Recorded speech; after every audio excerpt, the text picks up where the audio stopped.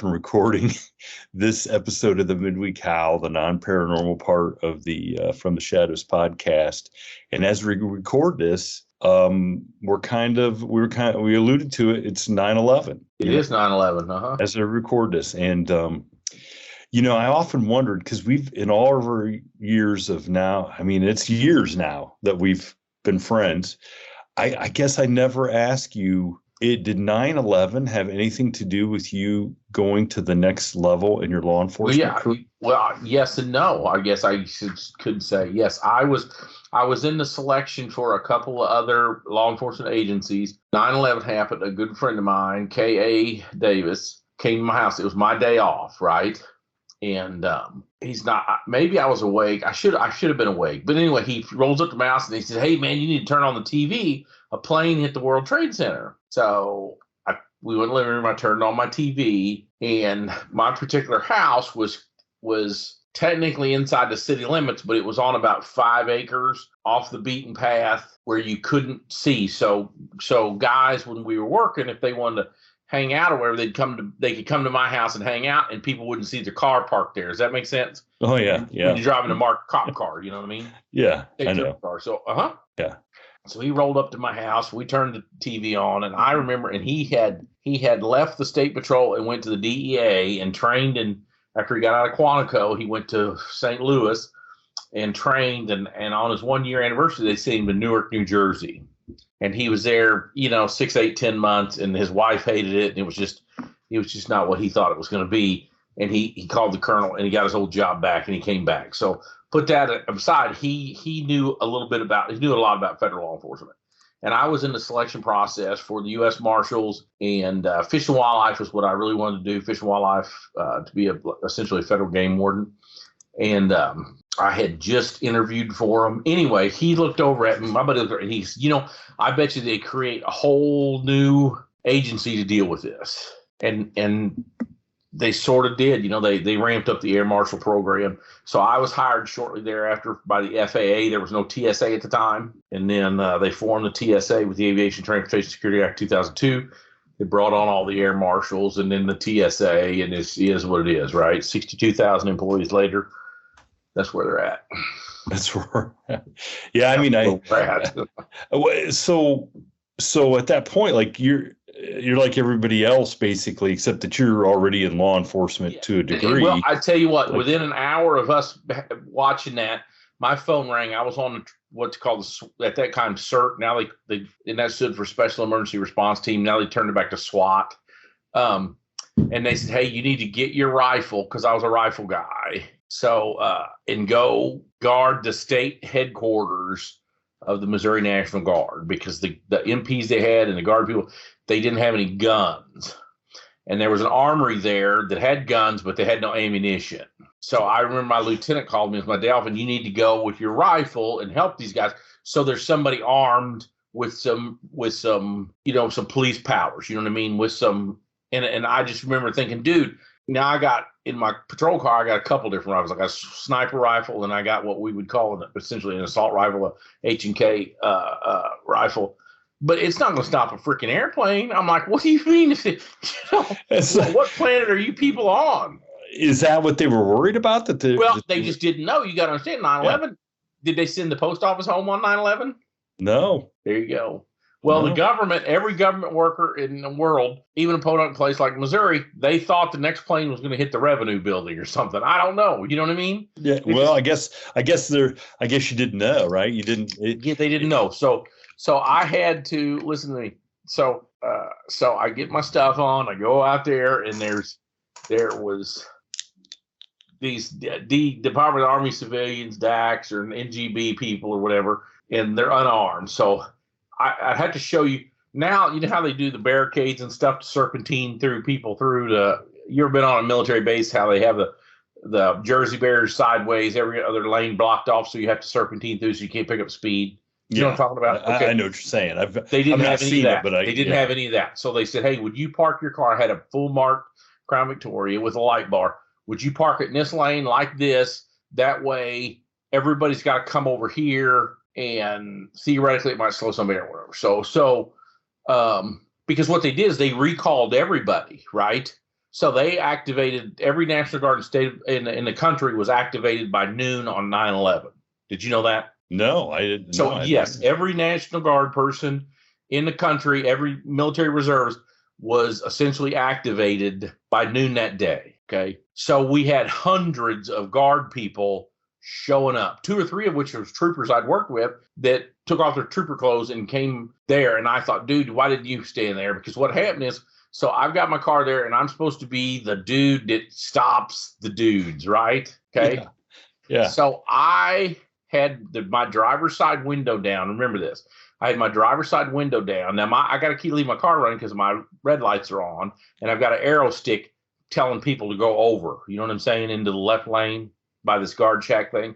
Yeah. But I had my window down, and I had this assault rifle laying in the seat, my front seat, my driver's seat. So if a tragedy would occur, all I got to do is reach in and pull it out, right? Because people get a little freaked out about even the man in uniform with my hat on walking around with his gun, right? Mm-hmm. One of those unarmed Department of the Army civilians called up there to the top of the hill to whoever was in charge, who called my Troop F, who called me because I had a, quote, unsecured weapon in that car. But they told you to be there with it, right? Yeah, so my point was, one of these security guards, and I know which one it was, instead of them coming over to me and saying, hey, we feel uncomfortable with that gun laying in the car like that, you know what I'm saying, or whatever. So a lot of times military people, part of them are real gun guys and part of them are anti-gun, which is why guns are so regulated on military base. You follow what I'm saying? Mm-hmm. And she was kind of anti-gunner, and the fact that I had this HK rifle laying there in the seat, she thought it needed to be in the trunk or secured. Kind of spooked her. Yes. So what they called me, my boss called me and said, hey, dude, what's going on with the rifle? And I said, it's laying in my seat. Why? And he said, well, one of those people feel uncomfortable with it laying there like that. And I said, and I know the guy's name, and I said a whole bunch of choice words, but essentially, screw these chicken shits. You know, I'll go home and go back to watching freaking TV where I was fine an hour ago when these people can't, you know what I mean? They called me to protect them. I felt like Jack Nicholson in that. All I wanted them to do is say thank you, right? Yeah. I felt like you ordered code red. So you know what I done? I reached in that car and I pulled it out and I slung it where it just flopped on you. Ever watch these cops walking around swinging a gun around? Okay. So I wrapped it around my neck and she could just sit there, and it was a female that complained on me. You're just gonna have to look at it. Mm-hmm. Jeez, which made them call she did this whole call again, and at this point the powers that be told her she needs to quit calling or go to a different gate because now I've got it in custody, right?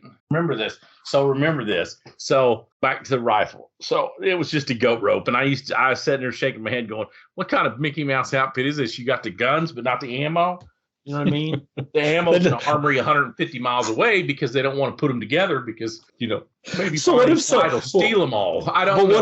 What if something really happened? They're not equipped for shit to really happen. So remember the rifle thing. And this is segues. We're going down a rabbit hole.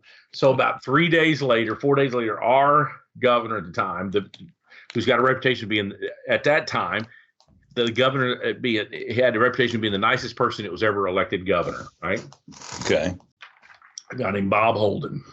And they said, hey, he's going to have a prayer on the front of the Capitol lawn, on the north lawn. You'd have to see where it is, but it's a big thing, right? So he's on top of these stairs with a podium, and there's thousands of people out there, right, to say a prayer for the 9/11 victim. Okay. Mm-hmm. Same lieutenant calls me again and says, hey, the Capitol Police, they have their own police force. They don't have a SWAT team or anything. So they want you to get your sniper rifle, different rifle. But they want you to get your sniper rifle, and they're going to put you on the top of the third. So the Capitol is stepped, right? So there's the first 3 stories, I think. I don't think it's 4, 3. The first 3 stories are of a certain height, and then the building steps in where the rotunda starts, and it goes up another 3 stories round. Does that make sense? Yeah. So there's some flat, I'm going to call it a mezzanine area. There's mezzanine styles on the 3rd floor that, you know, on the roof of the 3rd floor of the old building, because, you know, back in the old days, that was about as high as they could build stuff. So all that's to say is this. They gave me and the same guy that woke me up that day to tell me the plane's at the building. He was with me. So we wheel up the Capitol and we park, and I think we might have parked where it said press only or something. Anyway, I get this gun, right?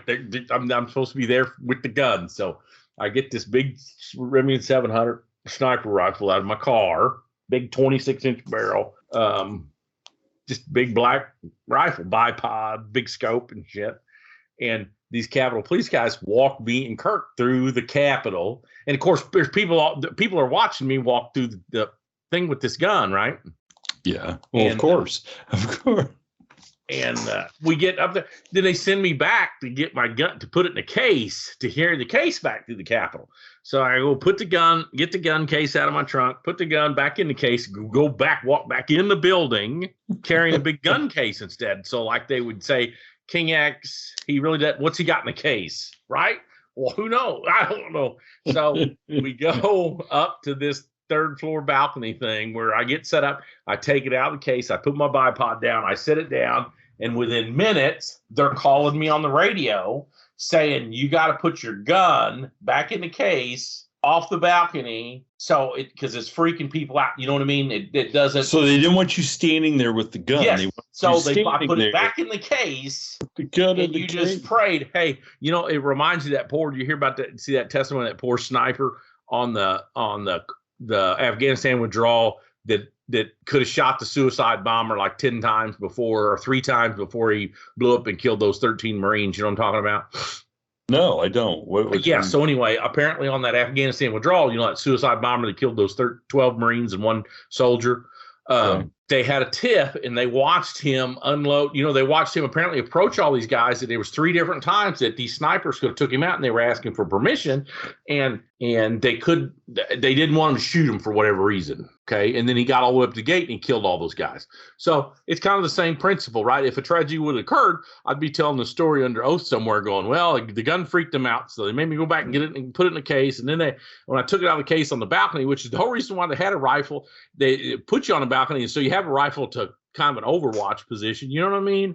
It was just freaking goat rope, just goat rope. I got 25 years worth of goat rope stories like that.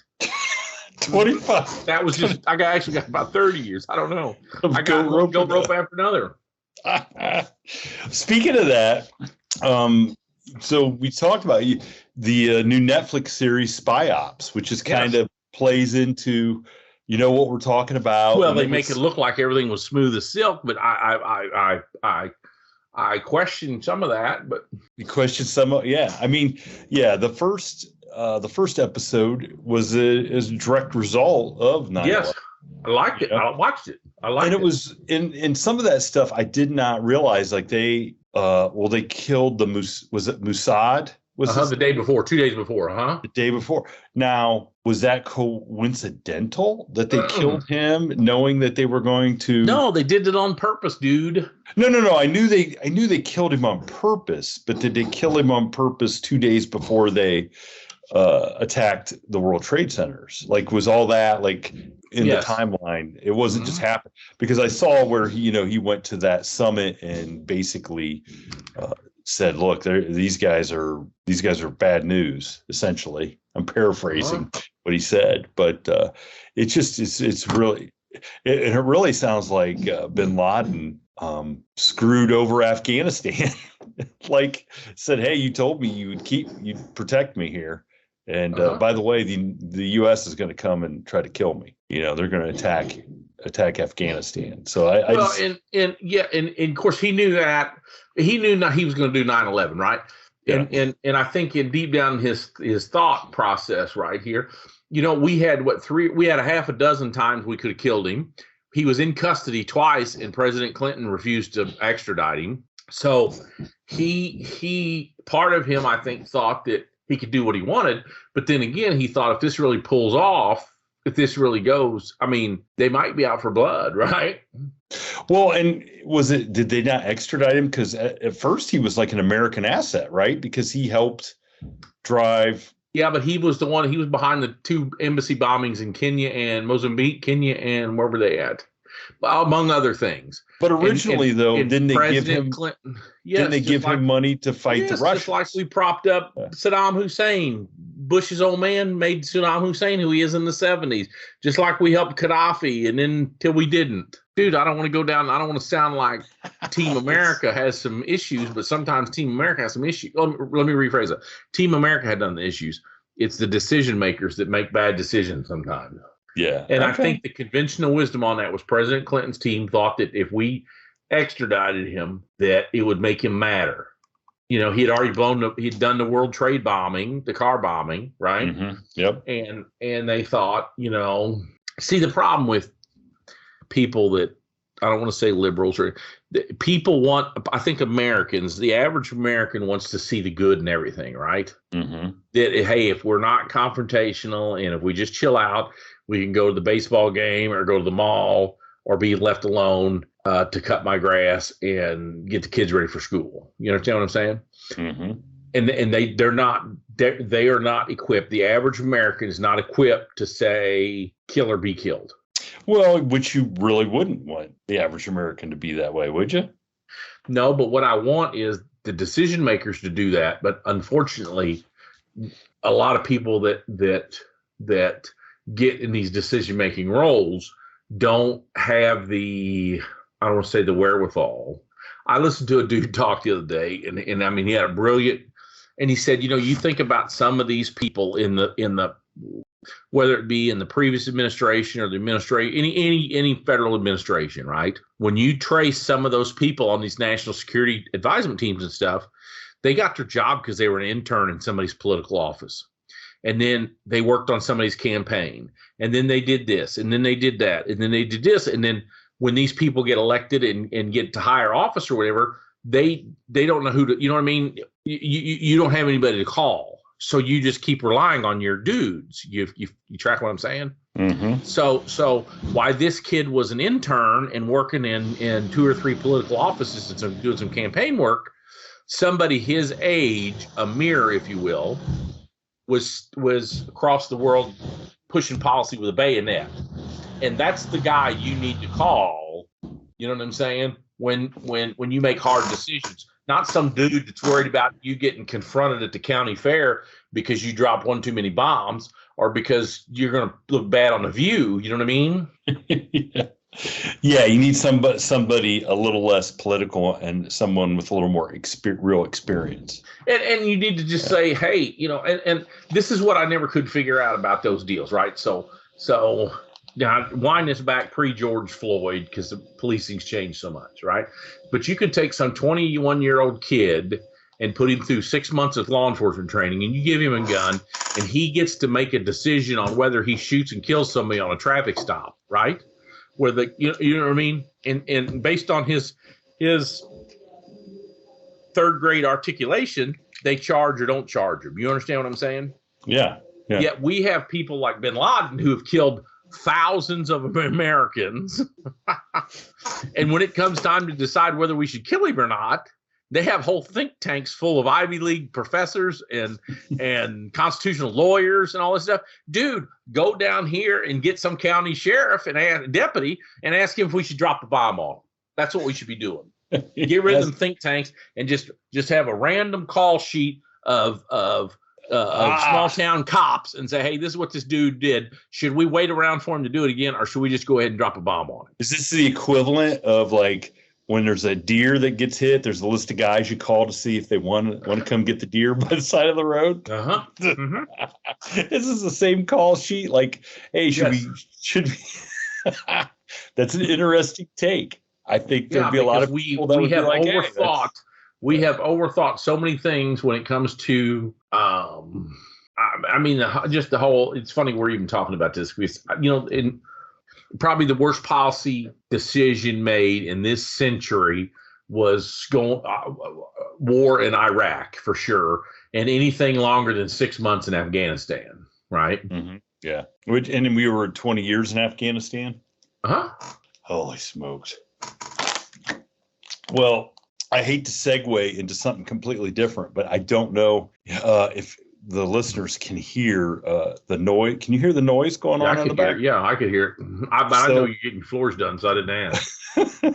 So we're in the middle of a kitchen remodel, okay? And we haven't talked about it on any of the shows prior, because I didn't want to complain, because I'm the kind of person that I feel dumb, kind of stupid, silly, complaining about, we're getting this really nice new kitchen put in, and oh my gosh, it's such a burden, okay? Because it's not really, okay? It's good to have.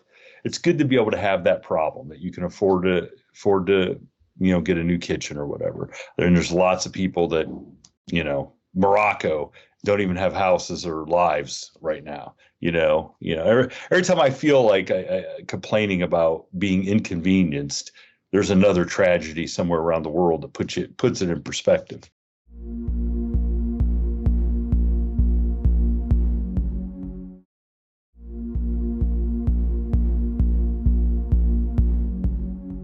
But it's been a chore having the kitchen remodeled, and on top of it, started off really good. They took down our existing cupboards, rebuilt them in the garage.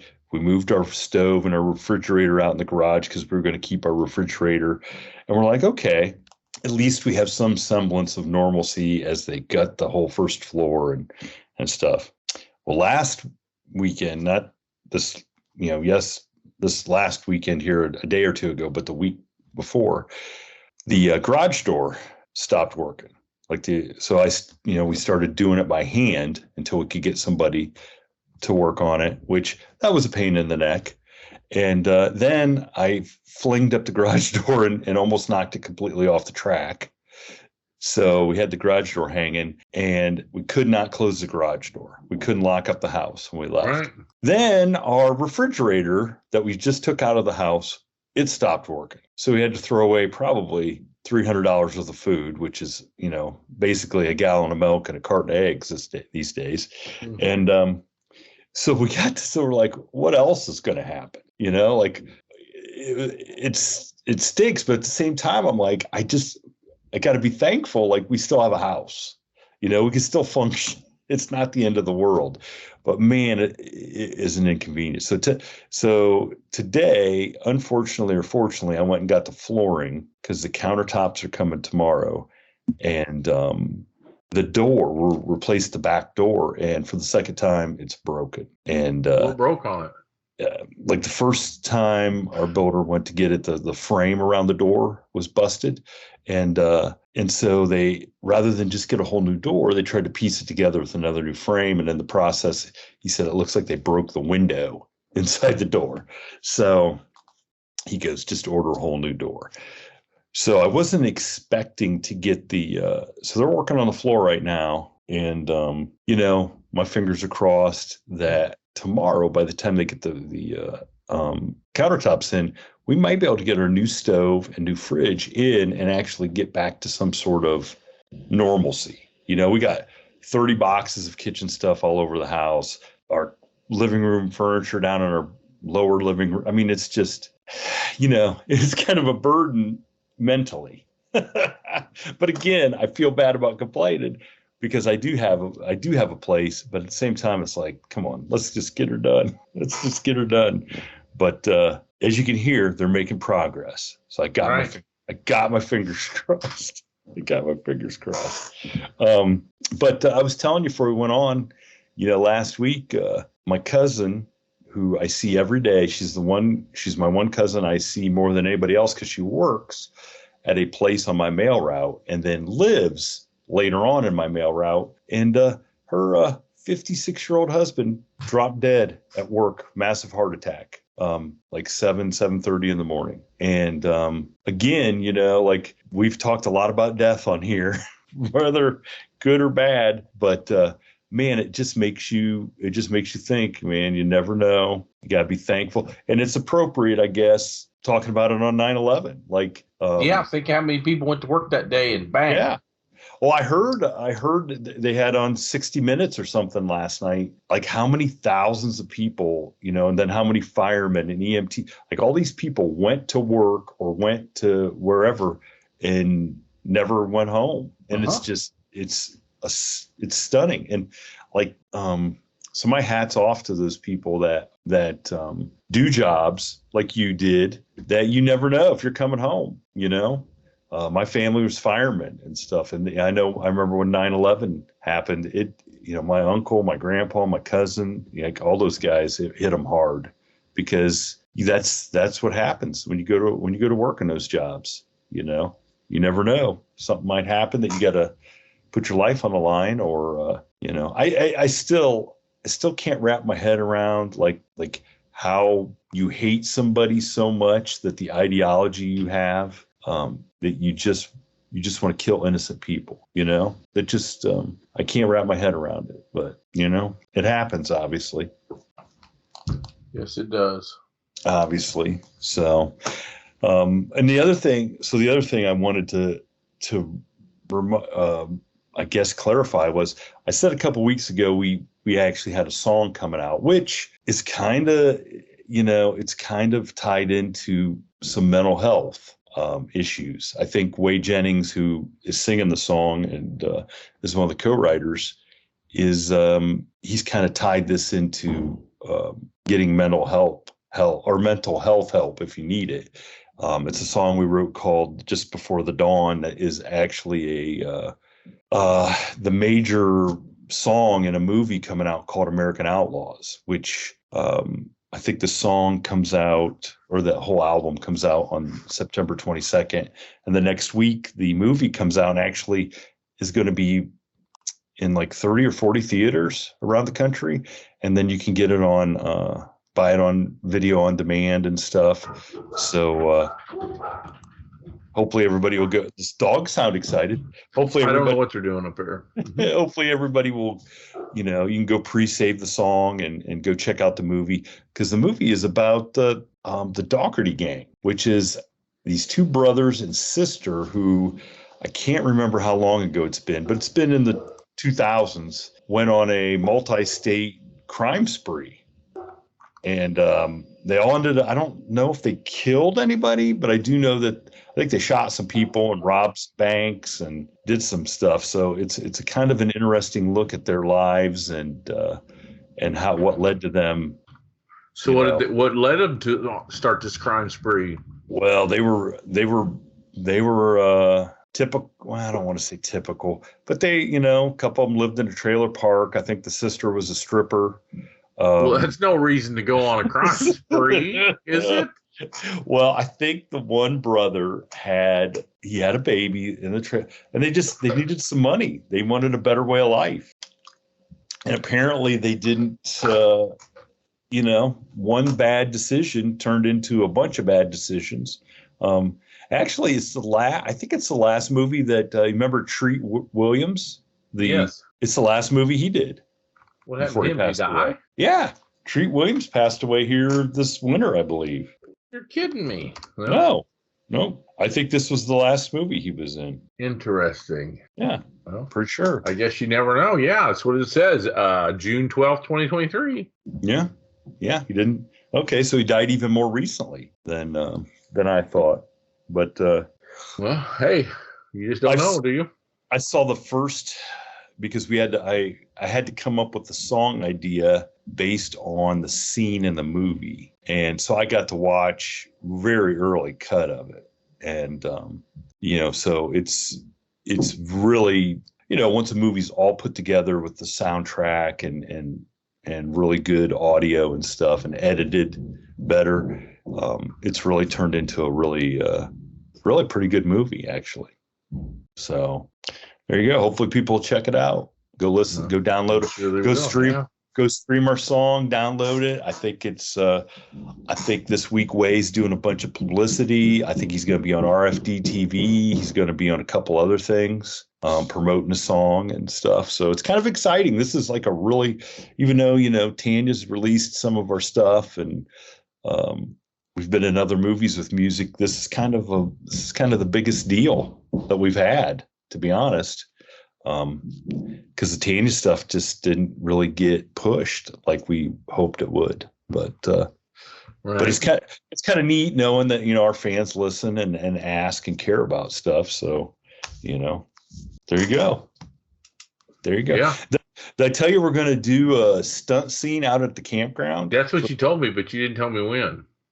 So in the middle of October, we're going to, for Gary Jones' new movie called Dead Run, which is really cool premise. We're going to film in our campground. A car is going to roll down the hill.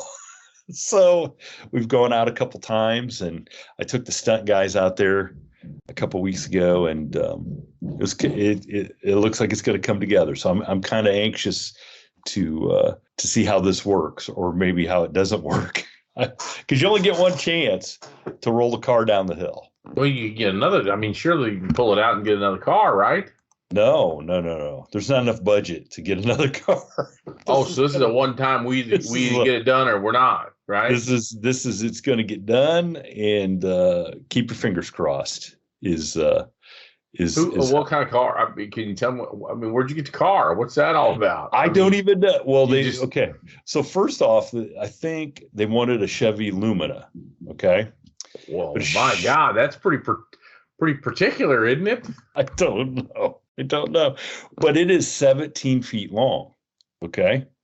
So I took the stunt guy and Chris Hahn out there. The two trees that it essentially has to roll between are only 16 feet wide. So I don't know. They're going to have to downgrade the car a little bit. But whatever the car is, there's two actors that have to be in the car before it rolls and be able to crawl out of the car after it rolls. So if it smashes too much, how's that going to work? Well, they're not going to be in it as it rolls. They're going to put dummies in it as it rolls. Okay. But the scene before it is these two younger teenagers are in the backseat of this car. Okay. And the bad guy in the movie, not to give too much away, apparently causes this car to go off the road and down the hill.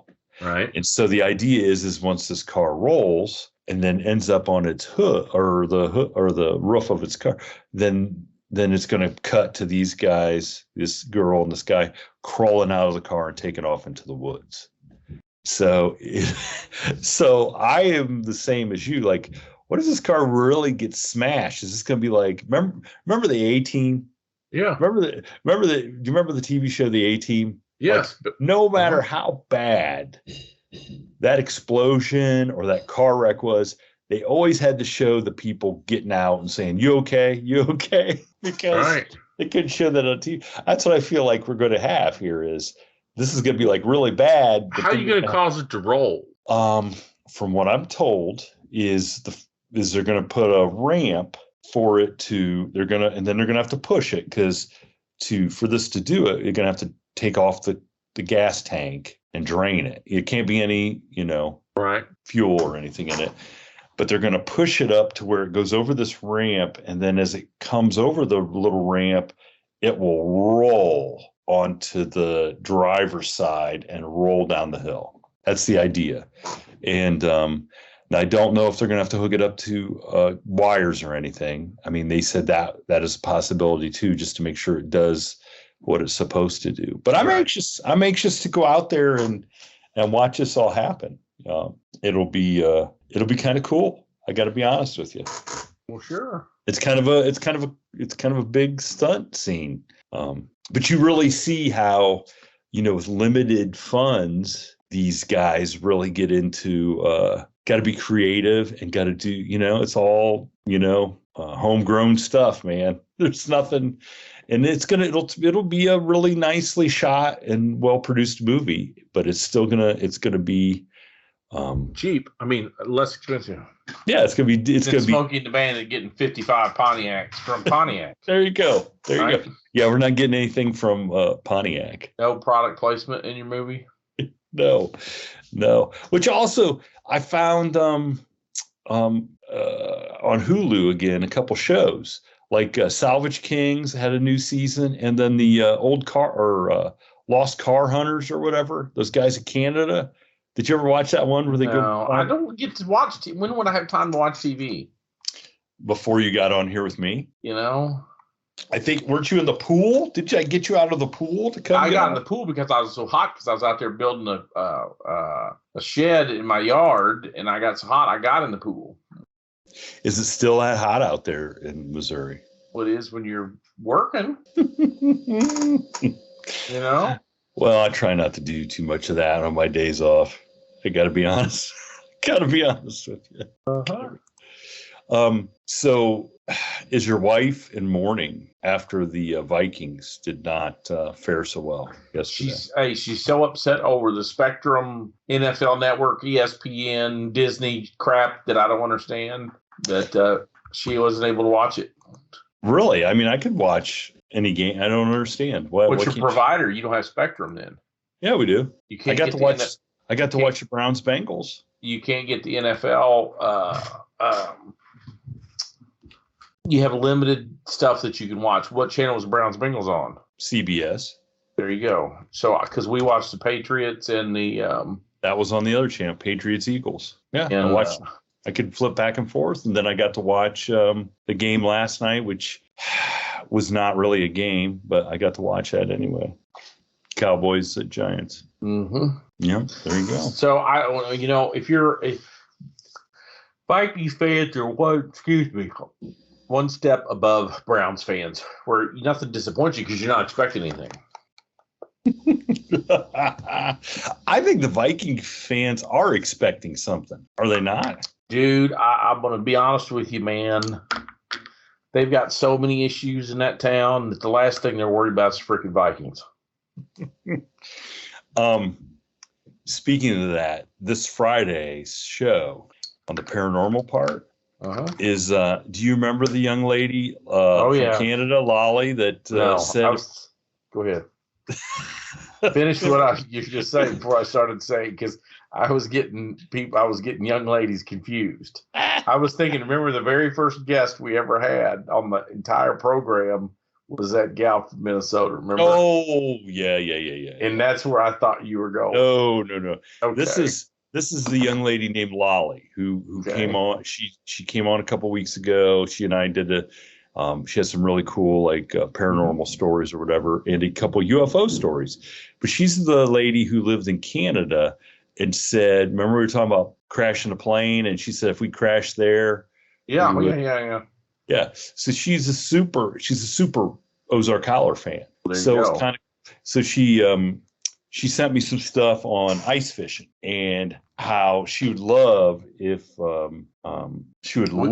if you could come up or we could come up. I gave away an ice fishing rod this week to a little kid. Really? Mm-hmm. Well, I didn't give my signed augers away. They're still sitting there. But I gave an ice fishing rod to a kid, which could segue into a whole nother episode of craziness. I never got to my crazy last 2 weeks. But go ahead. But she's in Manitoba or someplace, right? She said this. She sent me pictures of a place called Crown Island that it says no one owns, and she says there's no Bigfoot that I know of. This is not where we would go ice fishing. Oh my God, that's in the middle of nowhere. It's too dangerous in the winter, she said. Howler would have to come in January or February. It's very beautiful. I'll have to send you this. Let me see if I can. That's one of them. And it's hard for people I grew up with all kinds of dudes that felt like they were woodsmen, and they were, coon hunters and trappers and stuff. Minnesota is the first place I ever lived where very many people died, right? And fishing and stuff, or just fishing and get lost. It's so flat. There's so many trees. You can't see the forest for the trees. Mm-hmm. I mean, people go into the woods and get lost and freeze to death up there, or fall through the ice and freeze to death. You know what I mean? The further north you get, the bad shit happens. You know what I mean? Wow. Well, yeah. I'm not an outdoorsman, even though I work outdoors. I'm not out hanging out. There's so much stuff that could go wrong. I can't even imagine. Yes. That's exactly right. And yeah, when you get up in the big woods, I remember the first time a friend of mine said, "Hey, you don't leave the truck without a compass up there." And I'm like, "Oh, come on, you just walk back to the truck." He's like, dude, you can't play those games up here. You know, you can't play those games up here because, and it's true. You get up in the big, if you go grouse hunting or something like that, and it could, you know, you're in the middle, and it's not like you can climb a hill to get a bearing to say, hey, there's a radio tower. You know, like me, even down here in the, you know, South Central Ozarks, Iron County or whatever, you could get on top of a hill, look around, and see eventually, especially at night, you would see a flashing tower or a cell phone tower or a water tower. You could see something, right? Yeah. Eventually, you could see something. Up there, it's so flat, you can't get the elevation to see anything. You can't never get taller than the trees. You know what I mean? Well, yeah, and so there's always part that you're not seeing. Is essentially like you can't. Yeah. So if you were wandering around, you just wander around. You know, there's a theory. You'd have to get somebody, and Joey Knuckles or one of these infantry guys might know what I'm talking about. There's some theories out there where if you're right-handed, you walk in a long right circle. If you're left-handed, your left foot dominant, so you'll walk in a big left circle. Does that make sense? So even though you think you're bearing, you're walking straight to something, unless you're seeing it, it's very hard for the human being to walk in a straight line somewhere. I gotcha. Yeah. I believe I can barely like cut across the yard in the lawnmower and keep it in a straight line. You know what I'm saying? So I don't even know how you could walk out in the middle of nowhere and keep it in a straight line. Mm-hmm. Thank you for tuning in to this week's episode of the From the Shadows podcast.